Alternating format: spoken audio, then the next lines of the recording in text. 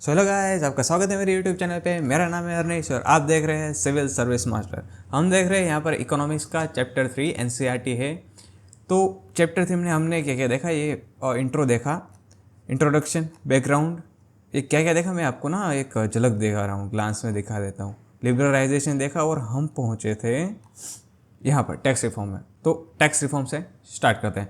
Tax reform are concerted with the reform in the government taxation and public expenditure policies. क्या था भाई, tax reform के through हमें government के टैक्सेशन जो सिस्टम है उसमें बढ़ोतरी करनी थी और एक्सपेंडिचर पॉलिसीज को बदलना था, which are collectively known as a physical policy. देखिए यहाँ पर जहाँ पर भी आपको फिजिकल पॉलिसी दिखे ना भाई, वो मान लो कि वो गवर्नमेंट बना रही है। अगर आपको कहीं पर मॉनिटरी पॉलिसी नाम दिख जाए तो मान लो कि वो आरबीआई कर रही है। आरबीआई यानी रिजर्व बैंक ऑफ इंडिया, यानी सेंट्रल बैंक जो इंडिया की है, ठीक है। यानी यहाँ पर फिजिकल पॉलिसी यानी गवर्नमेंट। तो गवर्नमेंट को टैक्स रिफॉर्म में टैक्सेशन में और एक्सपेंडिचर पॉलिसी में सुधार करना था। There are two types of tax, indirect tax और डायरेक्ट टैक्स। अब देखिए डायरेक्ट टैक्स क्या होता है। Direct tax consist of the tax of income of individual as well as the profit of business enterprise. Since the 1991 there has been a continuous reduction in the taxes on individual income. It was felt the high rate of income tax were important reason for tax evasion. देखिए क्या होता है, पहले तो भाई direct tax क्या होता है। डायरेक्ट टैक्स यानी कि जिसमें इम्पैक्ट ऑफ टैक्स और इंसिडेंस ऑफ टैक्स एक ही हो। अब इम्पैक्ट ऑफ टैक्स और इंसिडेंस ऑफ टैक्स वो क्या होता है वो अभी नहीं देखेंगे और बाद में देखेंगे। तो डायरेक्ट टैक्स यानी कि जो मैं कमा रहा हूँ वो मैं ही पे कर रहा हूँ सरकार को। जैसे कि आपका इनकम टैक्स हो गया तो वो डायरेक्ट टैक्स है। अगर आपका जीएसटी है तो जीएसटी डायरेक्ट टैक्स नहीं होगा, वो आपका इनडायरेक्ट टैक्स होगा, क्योंकि वो आप नहीं पे कर रहे हो, वो दुकान वाला पे कर रहा है, ठीक है। हालांकि वो पैसा आपके पास ही जा रहा है पर वो एट द एंड दुकान वाला ही पे करेगा, ठीक है। अब आगे बढ़ते हैं। हाँ, यहाँ पर क्या कहा गया है कि हमें प्री 1991 के पहले क्या था कि भाई सरकार डायरेक्ट टैक्स की रेट्स को कम रखती थी, क्योंकि अगर डायरेक्ट टैक्स की कीमत को हम ज़्यादा भी रखते दोस्तों तो क्या होता, भी आखिरी में सब टैक्स इवेजन करने लगते, टैक्स अवॉइडेंस को फॉलो करने लगते हैं।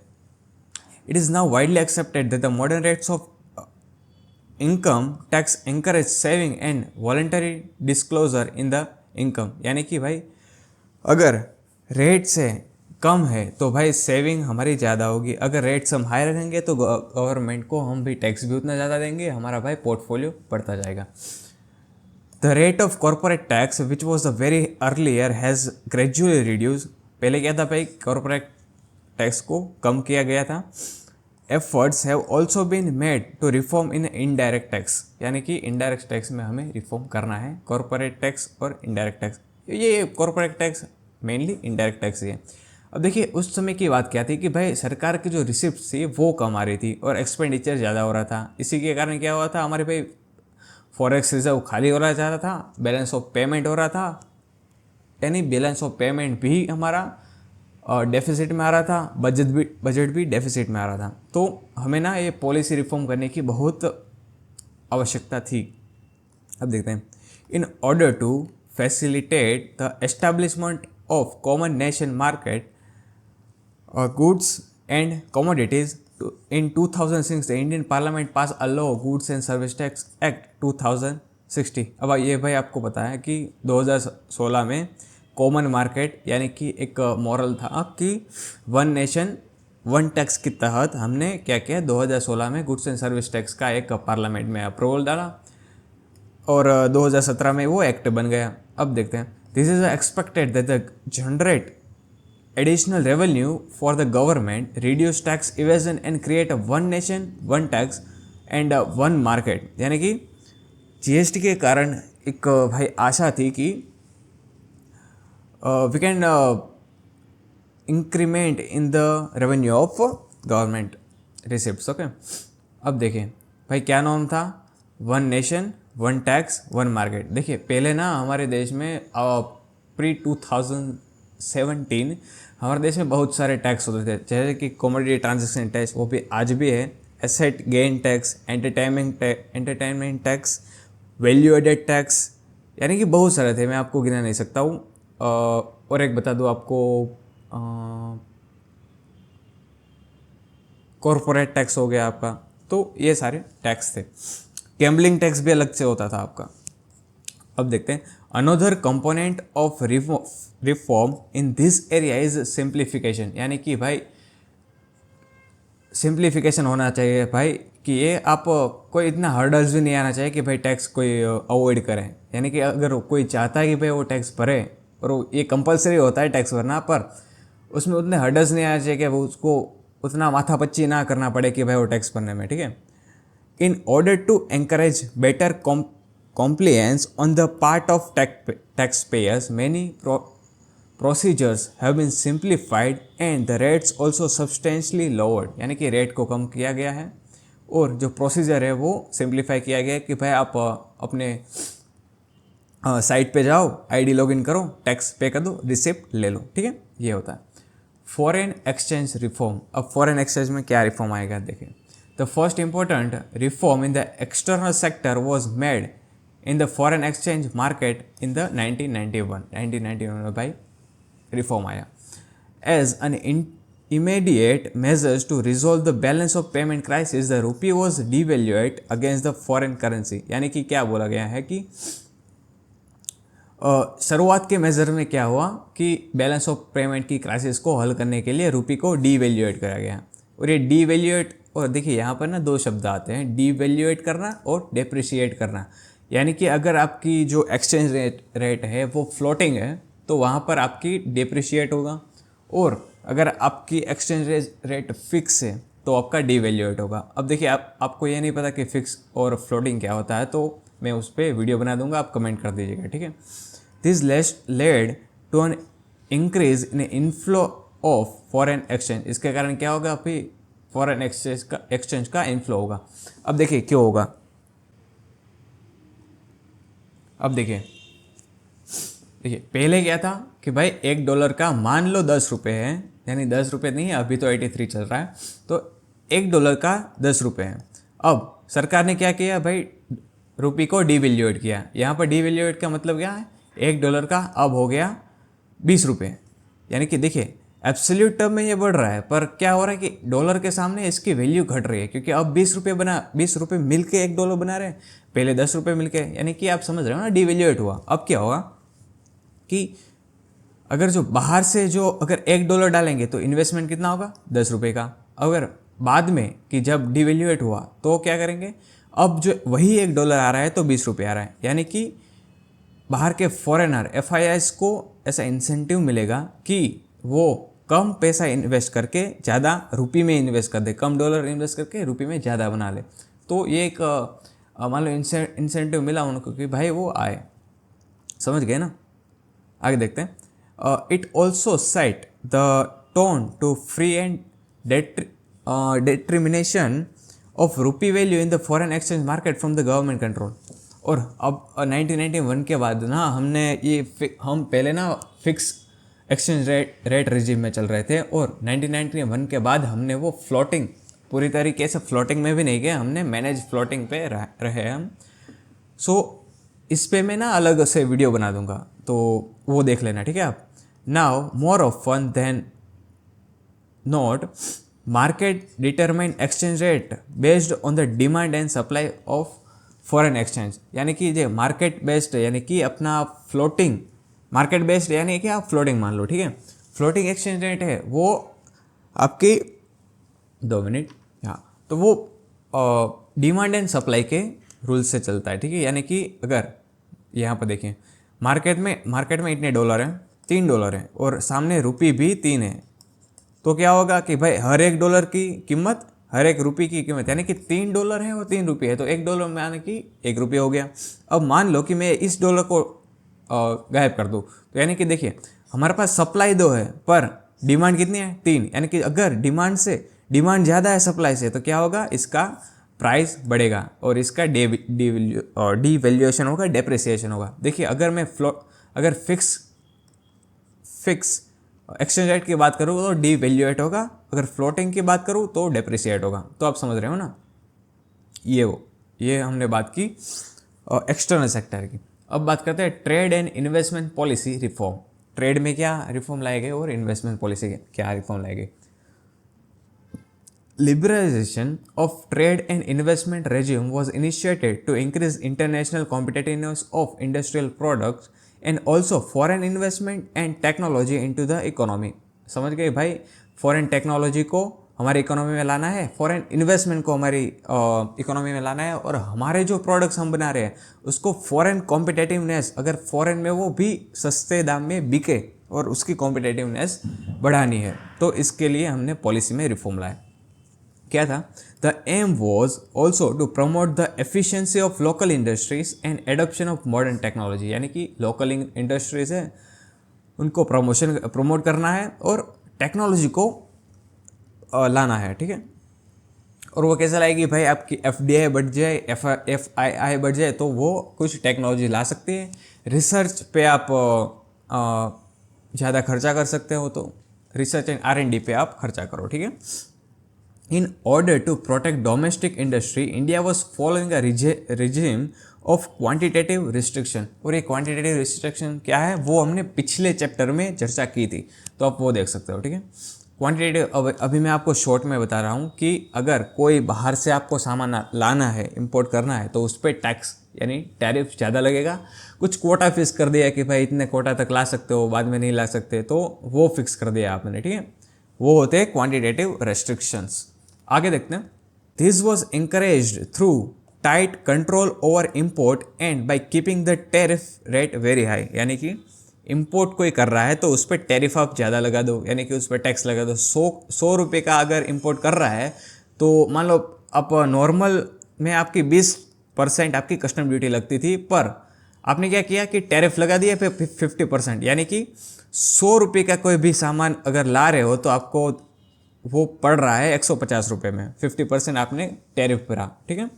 तो वैसे क्या होता है कि वो फॉरेन कॉम्पिटेटिवनेस जो हमारी डोमेस्टिक मार्केट में उस प्रोडक्ट की, यानी कि 100 रुपये वाले प्रोडक्ट की घट जाएगी। यानी कि यहाँ पर देखें, अब ये दो प्रोडक्ट हैं, ये हमारा डोमेस्टिक वाला है, फॉरेन वाला है, दोनों की प्राइस अभी सेम है, यानी कि ये भी 100 का है, ये भी 100 का है, पर अगर हम फॉरेन से यहाँ पर ला रहे हो तो ये 150 का हो जा रहा है। तो यहाँ पर आप कोई भी नॉर्मल इंसान है, क्वालिटी सेम है, सब कुछ सेम है, तो कौन सा लेगा? डोमेस्टिक वाला लेगा। तो यही बात की गई है कि कॉम्पिटेटिवनेस है इनके बीच में वो बढ़ानी है, यानी कि डोमेस्टिक को भाई एक डोमेस्टिक साइड में हमें लाई करना है, ठीक है। आगे देखते हैं। These policies reduced efficiency and competitiveness which led to slow growth of manufacturing sector।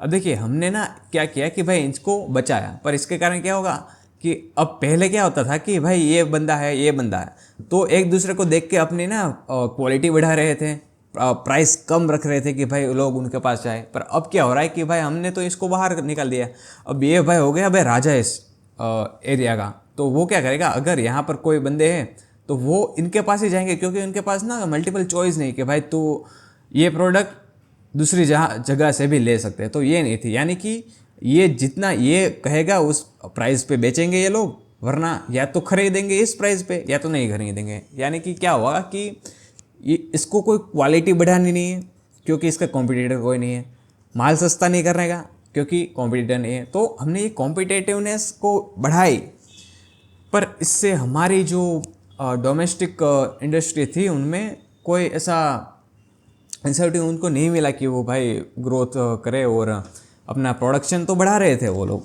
पर क्वालिटी नहीं बढ़ा रहे थे। और यही बात है, ठीक है, समझ गए ना आप। आगे देखते हैं। The trade policy reform aimed at, देखिए 3 तरीके से किए, देखिए कैसे। Dismantling of quantitative restriction on import and export. अब जो इम्पोर्ट एंड एक्सपोर्ट पे जो हमारे क्वांटिटेटिव रेस्ट्रिक्शन थे उसको हटाया। रिडक्शन ऑन टैरिफ रेट्स, यानी कि अब जो टैरिफ रेट 50% बिक रहा था, 50%, उसको भाई रिडक्स करके रिडक्शन उसमें लाकर 50 to 25 कर दिया। यानी कि ये एग्जैक्ट डाटा नहीं है पर आप समझ सकते हो, यानी कि टैरिफ रेट को घटा दिया। Removal of licensing procedure of imports, यानी कि जो अब ला रहे थे वो लाइसेंस अभी भी चेक तो हो गया, कस्टम में आपको पास तो करवाना है, पर जो रेड टेपिज्म था यानी कि लॉट्स ऑफ पेपर वर्क आपको करवाना पड़ता था वो नहीं कराना पड़ेगा, ठीक है। जिसे इम्पोर्ट लाइसेंसिंग्स भी बोलते थे, यानी कि भाई किसी को ही मिलता था, सबको नहीं मिलता था, और जिसको मिला वही इंपोर्ट करा सकता है। उसको एबोलिश किया गया। अब देखिए सब में नहीं किया गया। अब in case of hazardous and environmentally sensitive industry, यानी कि जो एनवायरमेंटली सेंसिटिव है और हजार्डस है, उनमें वो लाइसेंस रखा गया है कि भाई अब, और उसमें लगना चाहिए भी। अब सब में थोड़ी छूट दे देंगे आपको। आगे देखते हैं। भाई ऐसा हो गया तो भाई बाहर से विदेशी दारू लाओ, इधर से देसी दारू जाने दो। इस टाइप का आप समझ रहे हो ना, इस टाइप का हो सकता है, ठीक है। Quantitative restriction on import of manufactured customer goods and agriculture products were also fully removed, यानी कि अब मैन्युफैक्चर गुड्स है जो कि फाइनल गुड्स है उनमें, और एग्रीकल्चरल प्रोडक्ट में वो अब रेस्ट्रिक्शन कोई क्वांटिटेटिव नहीं है, भाई जितना चाहे उतना ला सकते हो आप। आगे देखते हैं। फुल्ली रिमूव यानी कि फुल रिमूव हो गया। Export duties have been removed in increase to the competitive position of Indian goods in the international market. Export पे जो एक्सपोर्ट ड्यूटी लगती थी, आपकी कस्टम ड्यूटी लग रही थी, उनको भाई हटा दिया गया, क्योंकि अब भाई विदेशी मार्केट में अपना माल सस्ता बिके। तो हमने देखा ग्लोबलाइजेशन, प्राइवेटाइजेशन, नहीं प्राइवेटाइजेशन बाकी है, ग्लोबलाइजेशन, लिबरलाइजेशन। अब देखते हैं प्राइवेटाइजेशन। अब देखते हैं। It implies shedding off ownership off और management of the government on enterprise, यानी कि क्या हो रहा है भाई, गवर्नमेंट ऑन जो पब्लिक सेक्टर अंडरटेकिंग है उनको प्राइवेट सेक्टर पे डाल दो। यानी कि कई तरीके से हो सकता है भाई, वो इक्विटी फाइनेंस की तरह हो सकता है, बॉन्ड की तरह हो सकता है, वो कई सारी तरह से हो सकता है। अभी देखते हैं। यानी कि मोटे मोटे तौर पर क्या करना है कि प्राइवेट कंपनी से पब्लिक कंपनी से, गवर्नमेंट कंपनी है, सरकारी कंपनी है, उसको प्राइवेट हाथों में देना है। आगे देखते हैं। Government companies are converted into private companies in 2 way, और ये 2 तरीके से हो सकता है। By withdrawal of government from ownership and management of public sector companies, और by outright of sale of public sector companies, यानी कि भाई सीधे सीधा पब्लिक सेक्टर को दे दो, यानी। और दूसरा होता है कि भाई कुछ पार्ट आप पब्लिक सेक्टर को दे दो बाय डिसइन्वेस्टमेंट, और कुछ पार्ट आप रख लो। Privatisation of the public sector enterprise by selling of part of the equity of PSEs to the public is known as disinvestment. यानी कि प्राइवेट सेक्टर एंटरप्राइज क्या हो रहा है कि भाई LIC है, आज के समय में मान लो LIC है, गवर्नमेंट है। अब क्या हो रहा है कि LIC ने अपने शेयर्स बाज़ार में या तो NSE में स्टॉक करा लिए, या तो फिर BSE में। ये NSE BSE क्या है, नेशनल स्टॉक एक्सचेंज, और ये बॉम्बे स्टॉक एक्सचेंज। मान लो अगर आगे चलते चलते LIC बोल रहे हैं कि भाई हमारी जो 100% की जो फॉर्म गवर्नमेंट है, अब हमारी जो सोवरेनिटी है वो हम 75 रख रहे हैं, 25 हम डिसइन्वेस्टमेंट कर रहे हैं। यानी कि जो भी हमारा शेयर लेगा, यानी अब क्या कर रहे हैं कि 25 के इन्होंने शेयर बना दिए और शेयर बांट दिए भाई NSE और BSE में। अब लोगों ने इस शेयर को खरीदा, यानी कि क्या हो रहा है पता है, गवर्नमेंट की जो होल्डिंग है इसमें LIC में वो कम हो रही है, और उसमें प्राइवेट प्लेयर्स आ रहे हैं, यानी कि और इसको क्या बोलते हैं, डिसइन्वेस्टमेंट। सीधी सी बात है। अब नॉर्मल क्या बोलेंगे डिसइन्वेस्टमेंट को, कि सरकारी कंपनियों को प्राइवेट हालतों में बेचना, यानी कि सरकारी कंपनी को बेचना, सीधे सी बात। The purpose of the sale according to the government was mainly to improve financial discipline and facilitate modernisation. यानी कि क्या भाई पर्पस क्या था इसके पीछे, कि फाइनेंशियल डिसिप्लिन को बढ़ाना है और मॉडर्नाइजेशन को फैसिलिटेट करना है। भाई सरकारी कंपनी है तो उसमें ना इंसेंटिव उनके एम्प्लॉयज़ को नहीं होता कि भाई ज़्यादा वर्क करें। अगर प्राइवेट में हो, आप काम नहीं कर रहे हो तो फेंके जाओगे, पर गवर्नमेंट में ऐसा नहीं है। तो फाइनेंशियल डिसिप्लिन आपका अच्छा रहेगा और जो मॉडर्नाइजेशन है वो आएगा। अब ये इसमें डीप जाने की ज़रूरत नहीं है, आपको पता है क्या होता है ये सब। आगे देखते हैं। It was also envisaged that private capital and managerial capabilities could be effective utilized to improve the performance of POC, यानी कि इफेक्टिवनेस है वो बढ़ जाएगी। The government envisaged that the privatisation could provide strong impetus to the inflow of FDI। अब क्या हो रहा है कि भाई प्राइवेटाइजेशन कर दिए तो बाहर से जो आ रही है FDI, यानी कि फॉरेन डायरेक्ट इन्वेस्टमेंट, जो FDI आ रही है वो बढ़ सकती है। तो क्या वो कर रहा है, वो इम्पेटस कर रहा है, यानी कि उसको प्रेरणा दे रहा है कि भाई आप आओ, यहाँ की डिसइन्वेस्टमेंट हो रहा है तो FDI वहाँ से यहाँ पर आ सकती है। मनी फ्लो होगा, बैलेंस ऑफ पेमेंट बढ़ेगा, बैलेंस ऑफ पेमेंट में सरप्लस होगा तो हमारा फॉरेक्स रिजर्व भी बड़ा होगा, ठीक है। तो ये बहुत सारी एंगल से हमें बेनिफिशियरी है। The government has also made impetus attempts to improve the efficiency of PSUs by giving them autonomy in taking managerial decision. यानी कि अब क्या हो रहा है कि भाई गवर्नमेंट ने ना इसको, अगर इसके एफिशिएंसी को बढ़ाना है तो गवर्नमेंट ने सोचा कि हम इनको ऑटोनॉमी दे रहे हैं, भाई उसको जो भी इन्वेस्टमेंट कर रहा है वो उसको गवर्नमेंट को पूछने की ज़रूरत नहीं, कोई इतना लाइसेंस नहीं लेना है, कुछ उतना प्रोसीजर नहीं करना है, वो अपने हिसाब से वर्क कर सकते हैं। अभी बात करो कि SBI है, SBI को अपनी कुछ भी डिसीजन है वो खुद ले सकती है, हालांकि वो गवर्नमेंट कंपनी है, वो मिक्स कंपनी है, यहाँ की 50% से मेजोरिटी ऑफ शेयर SBI के गवर्नमेंट के पास है। तो ये एटोनॉमी है, यानी कि वो अपनी तरह से सब कुछ डिसीजन ले सकते हैं, उसको उतनी प्रोसीजर करने की ज़रूरत नहीं है, वो अपनी खुद ले सकता है। तो ये करा गया क्योंकि अब सब कुछ खुद कर सकते हैं तो एफिशिएंसी भी बढ़ेगी। For instance some PSUs have been granted special status of Maharatnas, Navratnas and mini Ratnas. ये महारत्न, नवरत्न, मिनी रत्न क्या है वो शायद आगे इस यहाँ पर दिया गया है। यस, देखिए महारत्न रत्न में ना इस सेक्टर की कंपनी को महारत्न के बोला गया है, यानी कि Indian oil corporation limited, steel authority of India limited, इनको महारत्न बोला गया। नवरत्न को हिंदुस्तान एरोनॉटिक लिमिटेड जो कि आज बिक गई, महानगर टेलीफोन निगम लिमिटेड, और मिनी रत्नास में Bharat Sanchar Nigam limited, airport authority of India, Indian railway, catering and tourism corporation of India. इनको याद रखने की हमारी कोई ज़रूरत नहीं है, इनको याद रखना है, ठीक है। ये आपकी सिर्फ नॉलेज के लिए, याद नहीं रखना है इनको। आगे बात करते हैं ग्लोबलाइजेशन। और हाँ, अगर आप 11th के लिए आप ये वीडियो देख रहे हैं तो आप वो याद कर सकते हो, वो पूछा जाएगा। पर अगर आप कॉम्पिटिटिव एग्ज़ाम के लिए कर रहे हो तो वो उतना बेनिफिशियरी नहीं होगा, ठीक है। आगे देखते हैं globalisation. Although the globalisation is generally understood to mean integration of world's economy into the our economy, यानी कि भाई बाहर की इकोनॉमी और अपनी इकोनॉमी में वो कुछ उनको इंटीग्रेट करना है, यानी कि ट्रेड के थ्रू हो सकता है, किसी भी थ्रू इसको इंटीग्रेट करना है। आगे देखते हैं। It is a complex phenomena. It is an outcome of a set of various policies that aim to transforming the world toward the greater independence and integration. It involves creation of networks and activities transcending economy, यानी कि ट्रांसकेडिंग economy बनानी है, social and geographical boundaries को बुलाना है, और globalisation के attempt में globalisation attempts to establish list in such a way that the happens in India can be influenced the event happening in the miles away. It is a turning the world into the whole creating borderless world. यानी कि क्या हो रहा है कि globalisation की में अगर अमेरिका में कुछ हो रहा है तो उसका क्या बोले इफेक्ट इंडिया में भी देखा जा रहा है।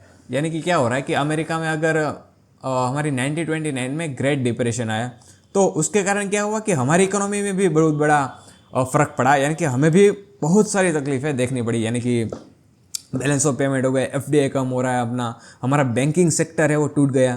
तो हो रहा है वो अमेरिका में, पर इफ़ेक्ट हो रहा है हमारे देश में भी। वो 2008 की बात करो भाई, फाइनेंशियल क्राइसिस आ गया, हाउसिंग सेक्टर बर्बाद हो गया, तो उसका इफ़ेक्ट इंडिया में देख रहा है। तो ग्लोबलाइजेशन का मतलब है कि ये पूरा वर्ल्ड बाउंड्रीलेस वर्ल्ड है, और यहाँ पर कहीं पर भी कुछ भी इकोनॉमिक सिनेरियो बना पड़ा तो वो हमें अफेक्ट करेगा। और हाँ, ऐसे भी अच्छी चीज़ भी हो रही है तो भी वो अफेक्ट करेंगी। अब देखते हैं ग्लोबलाइजेशन में सबसे मेन पार्ट आउटसोर्सिंग। आउटसोर्सिंग क्या होता है? It is the one of the important outcome of the globalisation process. The outsourcing, a company hires a regular service from the external sources, mostly other countries, which was previously provided the internally from within the country. Legal advice, computer service, advertisement, security, and provided by the respective department of company. देखिए outsourcing क्या होता है? देखिए outsourcing की simple परिभाषा ये है कि कोई भी कंपनी अपने जो कोई काम है वो अपना खुद करेगी तो उसको वो यानी कि वो महंगा पड़ेगा, तो वो क्या करते हैं, किसी दूसरी कंपनी को बोल देगी कि भाई आप वो काम करो, हम आपको पैसे दे देंगे। वो ये रेगुलर सर्विस होते हैं। एग्जाम्पल, अगर एप्पल है, एप्पल कंपनी है, तो यूएस में ये एप्पल कंपनी है, ठीक है। अब यूएस अब खुद अपनी जो कस्टमर सर्विस है वो इंडिया में अपना स्टाफ बैठा कर करवाए तो उसको वो महंगी पड़ेगी। तो एप्पल क्या करती है, यहाँ पर बेंगलोर में एक बहुत सारी कंपनी है जो आउटसोर्सिंग कराती है टेलीकॉम की। तो एप्पल क्या करेगी भाई, टेलीकॉम कंपनियों को बोलेगी भारत में, इंडिया में, कि आप हमारा ये काम देख लो, थोड़ी सी ट्रेनिंग दे देगी और उनको पैसा देके अब वो जो एप्पल का काम है वो ये टेलीकॉम कंपनीज कर रही है कि भाई कोई भी कस्टमर सर्विस की हो तो भाई कॉल पे वो बात कर ले। अगर कोई सवाल पूछना चाहता है, कोई इन्फॉर्मेशन लेना चाहता है एप्पल की कंपनी के बारे में, तो वो एप्पल की कंपनी का यूएस में फ़ोन नहीं मिलेगा, वो मिलेगा, और वो काम कर रहा है अपना बेंगलोर वाला। तो आप समझ रहे हो ना कि कुछ काम कंपनी के कुछ काम आउटसोर्स कर रहे हैं, यानी कि इनमें ना बहुत सारी होती है, जैसे कंप्यूटर सर्विसेज हो गई, एडवर्टाइजमेंट हो गई, और लीगल एडवाइज़र हो गया। तो ये सब बोल रहे हैं, इनको आउटसोर्स कहते हैं, ठीक है। और इंडिया में आउटसोर्सिंग में सर्विस में अगर सरप्लस है वो आउटसोर्सिंग में है, और वो भी अपना टेलीकॉम में। वर्ल्ड की बहुत सारी कंपनी हमारे इंडियन टेलीकॉम को एज अ आउटसोर्स यूज़ करती हैं, ठीक है। आगे देखते हैं। As a form of economic activity, outsourcing has intensified the recent times because of the growth of fast modern communication, particularly the growth of IT. Many of the services, such as a voice-based business process, popularly known as a BPO, यानी कि voice-based business process, record keeping को भी भाई वो outsource कराते हैं। Accounting, banking service, music recording, film editing, book transcriptions, clinical adviser और even teaching are being outsource. यानी कि भाई अमेरिका में मान लो हमारे जो इंडियन है टीचर्स है वो यहाँ से पढ़ा रहे हैं, अमेरिका का बच्चा कोई पढ़ रहा है, तो इसे आउटसोर्स बोलते हैं, ठीक है। टीचिंग भी आ रही है भाई, ये बड़ो तो क्या बोलते हैं इसको, शॉकिंग भाई चीज़ आ गई। तो ये है, with the help of a modern telecommunication links including the internet, the text, voice, visual data in respects of these services is digitized and transmitted a real time over continents and national boundary। भाई national boundary को भूल गए, continents को भूल गए, घर पे बैठे बैठे दुनिया के कहीं को भी आप वीडियो कॉल कर सकते हो, वॉइस भेज सकते हो, विजुअल्स भेज सकते हो आप अपना। तो आप इंटरनेट के थ्रू ये कर सकते हैं। यहाँ पर देखो, ये बैठा है भाई कहीं पर यूरोप में, ये बैठा है अपना एशिया में, दोनों सैटेलाइट के थ्रू कनेक्टेड है, ठीक है। आउटसोर्स यानी कि इसका काम ये कर रहा है, ये बोल रहा हूँ मैं। आगे देखते हैं। Most multinational corporates and even small companies are outsourcing their services to India where they can be availed at the cheaper cost with a reasonable and degree of skills and accuracy। भाई cheaper cost में वो एक skill वाला और reasonable accuracy वाला वो work outsourcing के through करा सकते हैं। अगर देखें हाउस का प्लानिंग है, यानी कि अपना डिज़ाइनिंग है, अगर वो डिज़ाइनिंग कोई यूरोपियन है, यानी कि ये यूरोपियन, अगर वो अमेरिका के पास कराएगा, यानी कि और कोई मान लो लुक्समबर्ग है, तो वहाँ पर करा रहा है तो उसको वो महंगा पड़ रहा है, और अगर वो वही चीज़ इंडिया में करा रहा है तो उसको सस्ता पड़ रहा है और ज़्यादा एक्यूरेसी भी आ रही है। तो इसके कारण लोग आउटसोर्सिंग करते हैं। The low wage rates and the availability of skill manpower in the India have made the destination for the global outsourcing in the post reform period. देखिए इंडिया में ना आपको हर तरह की अवेलेबिलिटी है, स्किल मैनेजमेंट, स्किल वाले भी लोग हैं आपके पास, मैन पावर भी है आपके पास, भाई दिमाग भी है आपके पास।